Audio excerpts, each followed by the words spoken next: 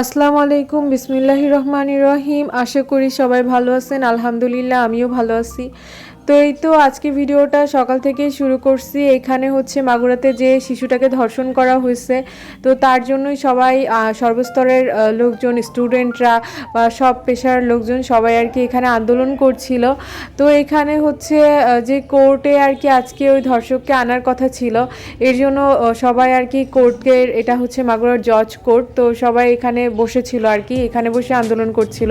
তার মাঝখানে অনেক লয়াররা এসে আবার বোঝাচ্ছিল স্টুডেন্টদেরকে যে হচ্ছে মানে যেটা আর কি বোঝায়, এইভাবে অনেক কিছু বোঝাচ্ছিল। বাট আসলে কি সেটা মেনে নেওয়া যায় বলেন? মানে আমরা তো শুধু দেখতেছি ধর্ষক বা ধর্ষণ হচ্ছে, কিন্তু আমরা কোনো ধর্ষণের বিচার পাচ্ছি না। তো এর জন্যই আর কি সবাই আন্দোলন করছিল। তো তারপরে আমি বাসায় চলে আসলাম। বাসায় এসে দেখলাম যে আজকে অনেক বাজার নিয়ে আসছে। তো প্রথমে এই যে কাঁচা টমেটো নিয়ে আসছিল, শুধু যে কাঁচা টমেটো তাও না, পাকা টমেটোও আনছিল। আর কাঁচা টমেটোগুলো না অনেক সময় যে তরকারি করে রান্না করে খাওয়া যায়, স্যালাড ছাড়াও। তো এই তো এর মধ্যে আজকে কিন্তু অনেক শাক নিয়ে আসছে, অনেক প্রকারের শাক নিয়ে আসছে। এখানে ছিল লাল শাক আর ধনিয়া পাতা, এখানে ছিল হচ্ছে পুঁই শাক, তারপরে হচ্ছে আপনার এখানে মানে আজকে শাকের পরিমাণটাই বেশি ছিল। তারপরে এখানে ছিল হচ্ছে পালং শাক, লাল শাক, তারপরে হচ্ছে কুমড়া শাক, তারপরে হচ্ছে এই যে এখানে কুমড়া শাকটা ছিল। বলবেন যে শাক খেতে কে কে পছন্দ করেন? আমার বাসায় আসলে শাকটা অনেক বেশি খাওয়া হয়, এই জন্য শাকটাকেই বেশি প্রেফার করা হয়।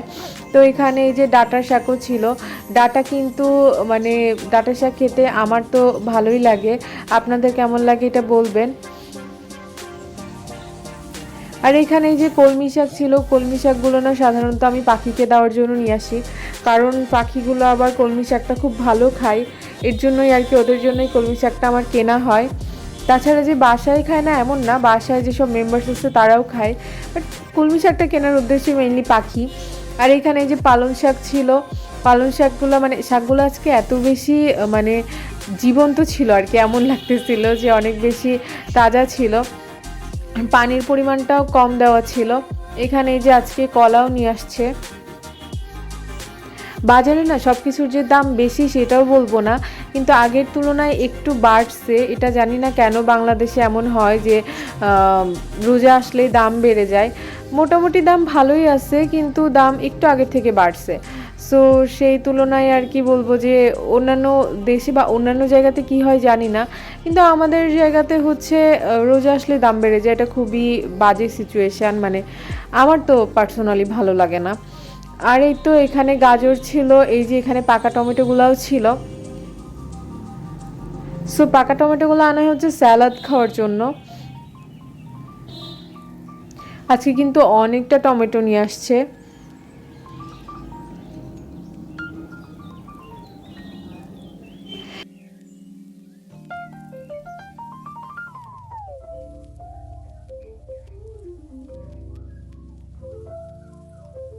আর এখানে হচ্ছে বেগুন নিয়ে আসছিল 2 প্রকারের। শাকের মধ্যে অনেক সময় বেগুন দিলে খেতে ভালো লাগে, এর জন্যই আমি ওই চিকন বেগুনটা আনার চেষ্টা করি।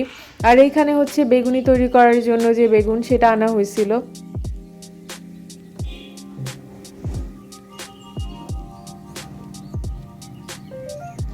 বেগুনগুলো না যে মানে মনে হচ্ছিল যে একটু শক্ত শক্ত, বাট তবুও নিয়ে আসছে। দোকানদার নাকি বলছে যে না, ভেতরে ঠিক আছে, যে নরম আছে, বাট এখনকার বেগুনই এমন, এটাই এগুলাই আর কি বলছে। তো এখানে যে পেঁয়াজ আনা হয়েছিল। রোজার মাসে না পেঁয়াজ, বেগুন, তারপরে হচ্ছে মরিচ, এগুলো অনেক বেশি দরকার হয়।